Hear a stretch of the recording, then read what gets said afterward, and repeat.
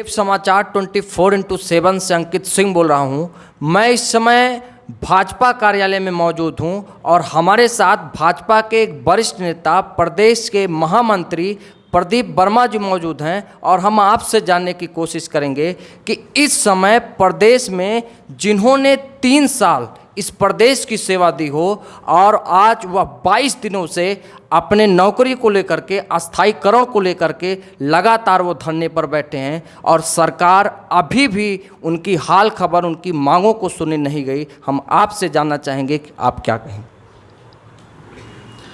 देखिए, ये पाखंड की पराकाष्ठा है।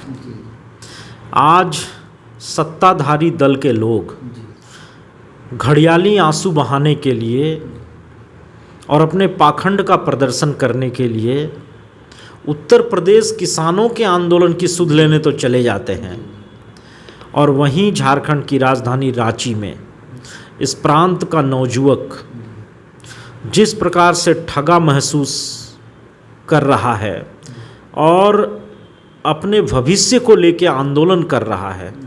छोटे छोटे बच्चों को लेकर के बहनें खुले आसमान के नीचे पिछले 22-23 दिनों से आंदोलन कर रही हैं। सरकार इतनी संवेदनहीन हो गई है कि वो उनकी बात तक सुनने का प्रयास नहीं कर रही है। ये संवेदनहीनता की पराकाष्ठा है और ये इनके पाखंड का और इनके असली चेहरे को उजागर करता है कि राजनीति करने के लिए ये देश भर के आंदोलनों के ठेका ले लेते हैं और इनके यहाँ एक इतना बड़ा आंदोलन चल रहा है, उनसे बातचीत करके उसका समुचित उपाय करने की दिशा में ये कोई कदम नहीं बढ़ा रहे हैं। ये नवयुवक ज्योतियाँ जो पुलिस में सहायक पुलिस के रूप में सेवा दे रहे थे, ये सभी दूर दराज के ग्रामीण क्षेत्रों से आते हैं जिस क्षेत्रों में नक्सल का प्रभाव रहा है। और पिछले भाजपा के सरकार ने, रघुवर दास जी के नेतृत्व वाली सरकार ने नक्सल को कंट्रोल करने में बहुत बड़ी सफलता इसलिए प्राप्त की थी क्योंकि दूरगामी योजना बनाई थी।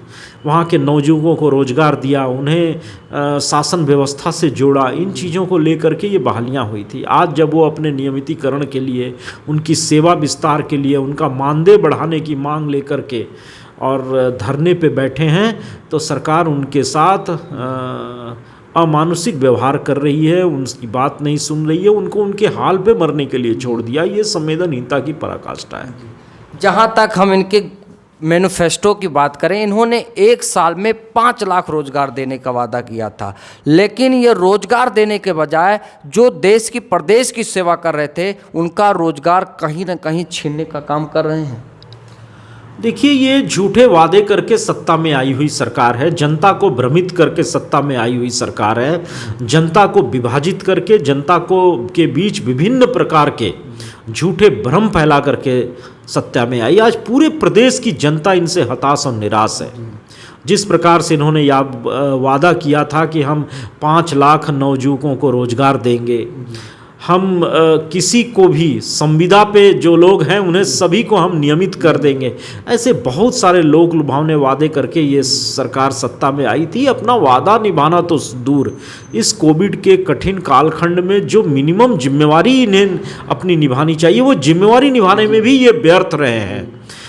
केंद्र सरकार के द्वारा जो इन्हें अनाज और साधन उपलब्ध कराए उसका भी समुचित वितरण करने में इन्होंने ढिलाई बरती।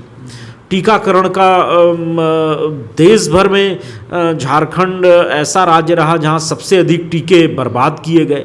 तो एकदम ढीली ढाली सरकार, अपने वादे निभाने में पूरी तरीके से नाकाम सरकार और जनता का पूरी तरीके से इनसे मोहभंग हो चुका है।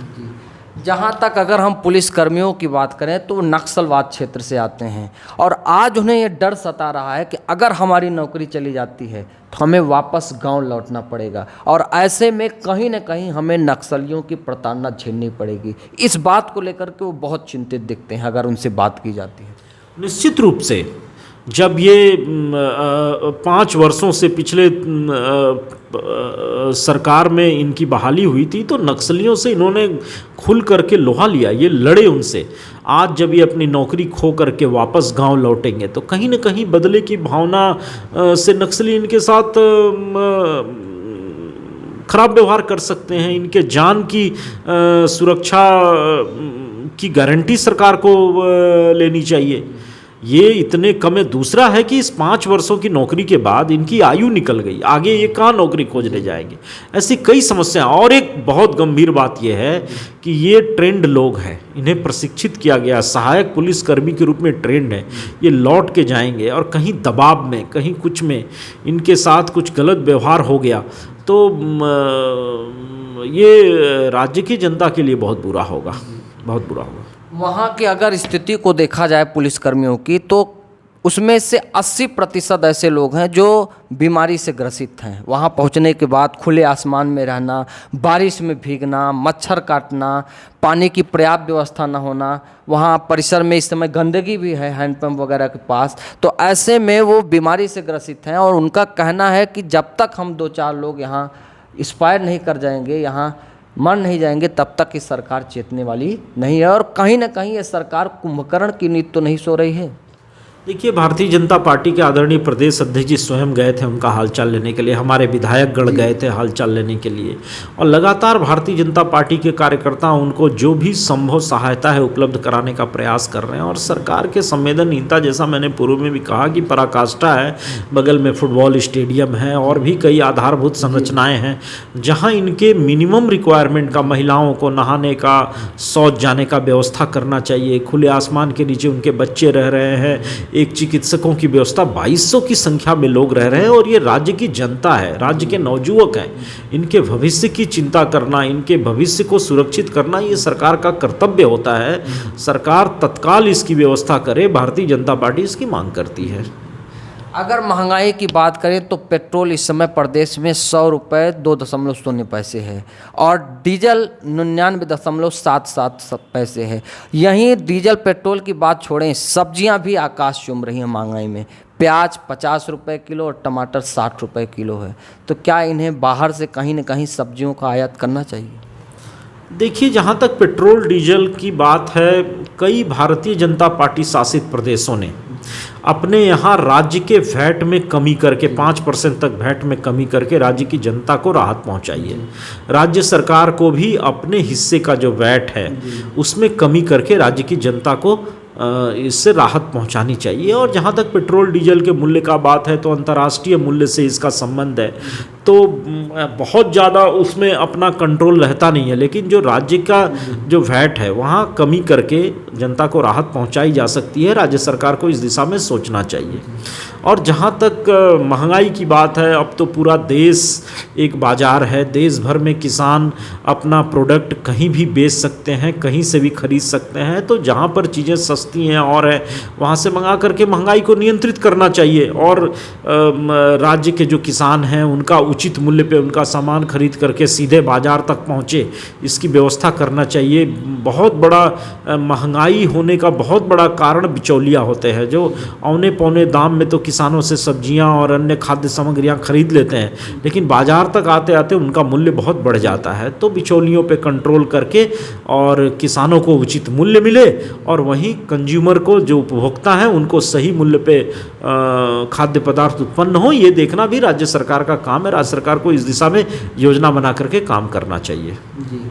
जहाँ तक अगर हम बात करें बेरोजगारों की, युवाओं की, तो उनका कहना है ये सरकार पूरी तरह से हम लोगों का ध्यान नहीं दे रही है।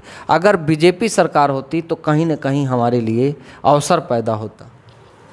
देखिए, सबसे दुर्भाग्य की बात यह है कि पिछले 5 वर्षों में भारतीय जनता पार्टी सरकार के कालखंड में जो राज्य में नई नई इंडस्ट्री खोलने का काम प्रारंभ हुआ था, आज वो पूरी तरीके से बंद है। स्किल डेवलपमेंट के जो कार्यक्रम चलाए जा रहे थे, जिसमें राज्य के नवयुवक नवयुवतियाँ स्किल्ड होकर के अपने लिए रोजगार के साधन खोज रहे थे, वो काम पूरी तरीके से बंद है। तो राज्य एकदम से बेपटरी हो चुका है। और जहाँ तक नौकरी देने का बात है, तो इस सरकार ने आते ही पहले स्थानीय नीति को ख़त्म कर दिया, नई नियोजन नीति लाए, उसमें इन्होंने भाषा की कई समस्याएं खड़ी कर दी। जो पत्र 2 होता है उसमें इन्होंने हिंदी को हटा दिया, और उर्दू जैसी भाषा जो किसी की भी स्थानीय भाषा नहीं उसको स्थानीय भाषा में रख करके ऐसे कई विसंगतियां इन्होंने पैदा की, क्योंकि इनकी नीयत ठीक नहीं है। ये नहीं चाहते हैं कि राज्य के नौजुवक नौजुवती को रोजगार मिले और राज्य में खुशहाली आए। ये एक अदूरदर्शी बिल्कुल भटकी हुई सोच वाले लोगों की सरकार इस समय राज्य में चल रही है। आपने देखा हम प्रदेश महामंत्री जी से महंगाई को लेकर के, बेरोजगारी को लेकर के तथा पुलिस धरना को लेकर के इन तमाम बातों पे जानने की कोशिश की। आप सबका बहुत बहुत धन्यवाद।